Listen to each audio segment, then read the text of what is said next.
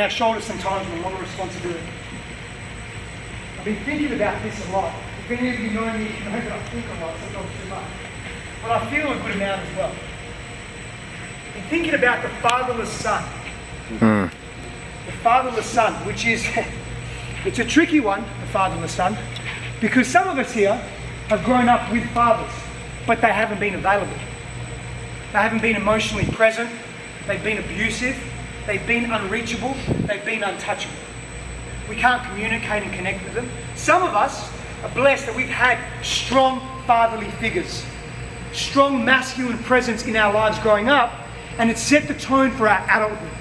It set the tone for the way we relate to ourselves, the way we love ourselves, the way we care about who we are, and the way we care about others. But some of us, we haven't had that experience of a solid man in our lives. Starting with the father. He's been absent, he's been abusive, he's been in his own pain, in his own trauma, and we've suffered for that. For me, when I think about play, I have this mixed relationship with play. Not anymore. Actually, you know what? That's a lie. Still, that's a lie. Still. I look at my brother Garen and I see him with his joy. Now, I can get that as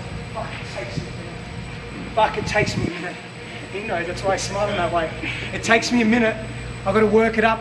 Are they looking at me? What do they think of me? Are my moves okay? Like, I can't get into the play because my early childhood experiences, I had a lot of judgment from my father. And it caused me to become contracted. I became a recluse. And I would play with my toys, but it was just me and my toys. And the reason I was playing with my toys by myself was because I didn't have trust in the father. I couldn't play with him. I had to beg him. My mum had to beg my father, just play with Steph, just play with him. You're never home, play with him. And it always felt forced. Hence why as an adult, my relationship to play felt so forced, so difficult. I couldn't be seen, right? Because I was too scared about what people would think of me because of my early childhood trauma to play. Now we're going to do something. We're going to do something right now. It's going to be a very diluted version of an exercise which is called crossing the line. Very diluted version, I promise you. But what we're going to do right here and right now is we're going to show each other that we're more alike than what we think. That we're more connected than what we think. That we're more bonded than what we think. So before I do that, I want to share 3 stories. One man, because of Garen, has come here, drove here this morning from Houston.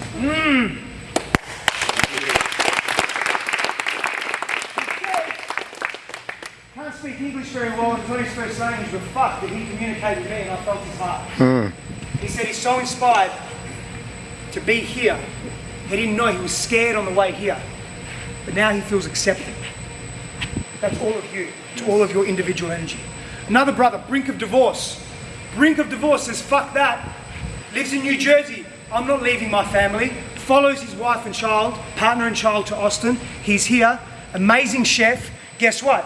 His marriage is back on some form of track. Hey, sir. Yeah.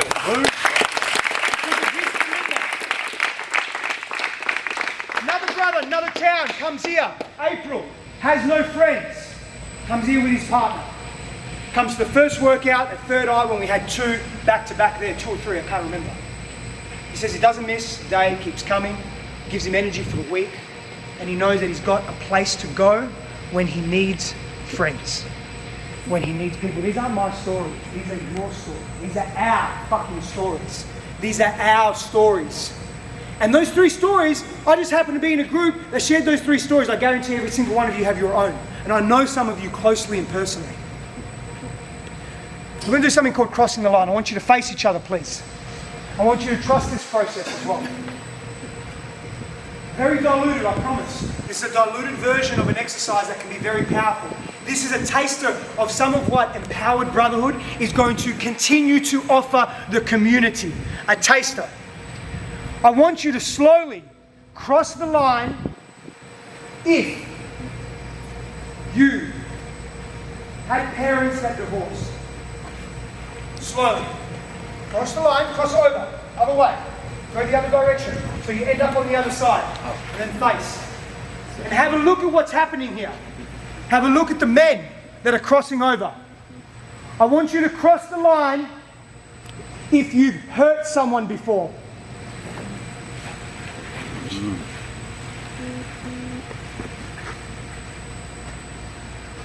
I want you to cross the line if you've been hurt before.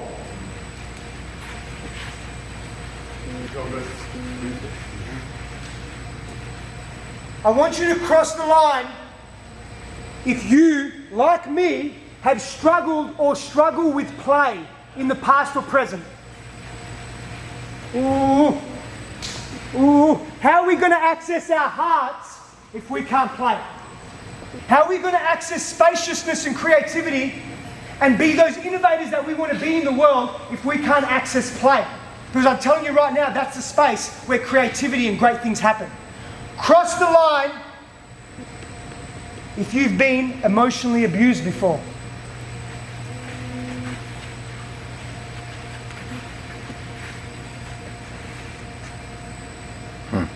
Cross the line if there is a fear, any fear that you hold in your body right now that stops you accessing play and fun. Cross the line if you're feeling some discomfort in your being right now. You just get to be truthful to yourself. It's all about you and us. Cross the line if you want something more from life but you're not playing big enough.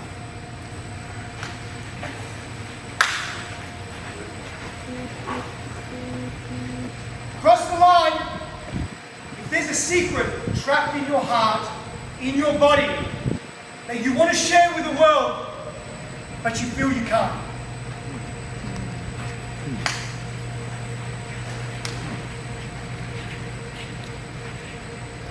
Cross the line if you've felt shame before in your life.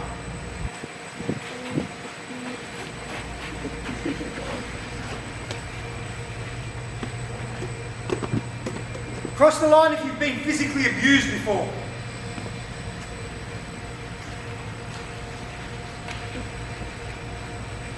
I want you to take a look at these men. Take a look at your brethren and your brothers. Our unresolved shit, our wounds, our trapped fears, our pain, our tears that we withhold, they hold us back from play. They hold us back from being creative.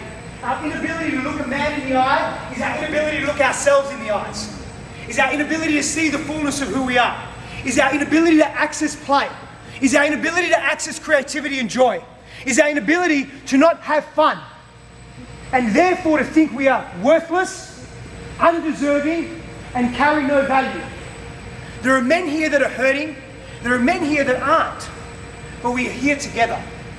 Because if you're hurting, or if you're hurting, or if you're joyous, I want to help you if I'm not hurting. And if I am hurting, I still want to be beside you. And if you're joyous, I want you to teach me something. I want you to hold me. I don't give a fuck what you look like. It doesn't matter where you come from. We all have a story to offer. We all have something of value.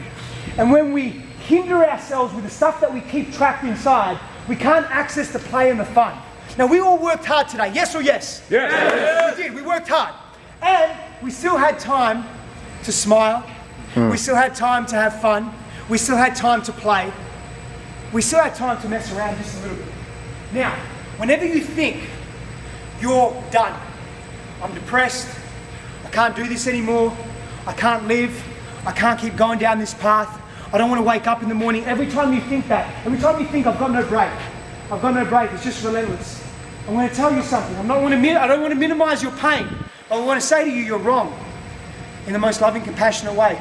Because when you're on the toilet and you're concentrating on doing your business, for that split second, your problems went away. When you lay your head down on the pillow and you go to sleep, and maybe you sleep for half an hour or maybe you sleep for 7 hours, your problems aren't there. You don't have a perception of them.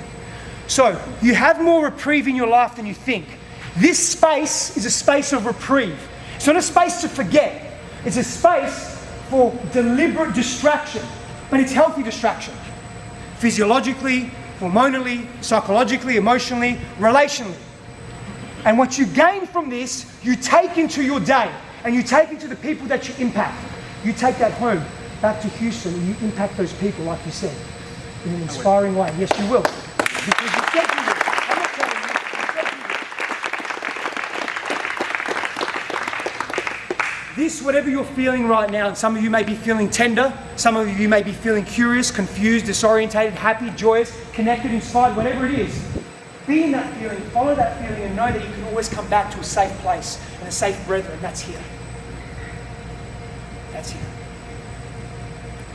On 3, we're going to beat our chest 3 times. We're going to shout out empowered brother, because that's what we are. 1, 2, 3. Empowered brother. Empowered brother.